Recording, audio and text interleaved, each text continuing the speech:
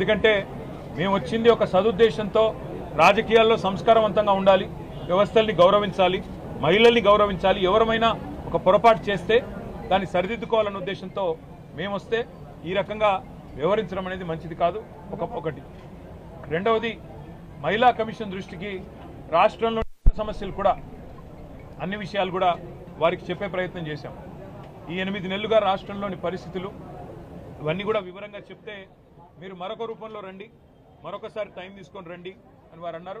అవసరమైతే తప్పకుండా మా నాయకురాళ్ళందరూ కూడా మళ్ళీ మేము కూడా అందరం వచ్చి మొత్తం చిట్టా కూడా వారికి ఇవ్వడానికి వచ్చినాం. వస్తే రాష్ట్రంలో మహిళల మీద జరుగుతున్న అత్యాచారాలు, ఈరోజు రాష్ట్రంలో ఉన్న పరిస్థితులు, వీటన్నిటిని వివరించడానికి ఇంత పెద్ద మొత్తం విషయం అంతా కూడా తీసుకొని వస్తే మళ్ళీ రమ్మన్నారు. మళ్ళీ కూడా వస్తాం, మా గౌరవం ఉంది వ్యవస్థల పట్ల. కానీ ఈరోజు ఏ వైఖరి అయితే కాంగ్రెస్ పార్టీ అవలంబిస్తున్నదో దాని విషయంలో మాత్రం నేను తీవ్ర అభ్యంతరం వ్యక్తం చేస్తా ఉన్నా. ముఖ్యంగా మా నాయకురాల మీద, మా కార్పొరేటర్ల మీద, మా నాయకురాల మీద వ్యక్తిగతంగా దాడి చేయడం, కొన్ని చిన్న చిన్న వస్తువులు, నెయిల్ కటర్ లాంటి వస్తువులతో కూడా దాడి చేశారని చెప్తా ఉన్నారు. మేము పైన మాకు తెలియదు.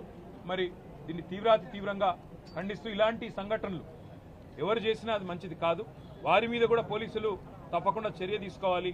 మహిళా కమిషన్ కూడా అవసరమైతే సుమోటోగా దీన్ని కూడా కాగ్నిజెన్స్లోకి తీసుకోవాలని చెప్పి కూడా కోరుతూ, మరి తప్పకుండా భవిష్యత్తులో మహిళా కమిషన్ రాష్ట్రంలో మహిళల మీద జరుగుతున్న అఘాయిత్యాలు, పిల్లల మీద జరుగుతున్న దాడులు, ముఖ్యంగా ఆడపిల్లల భద్రతకు సంబంధించిన విషయంలో మరింత శ్రద్ధ వహించాలని చెప్పి కూడా మనస్ఫూర్తిగా నేను కోరుతాను.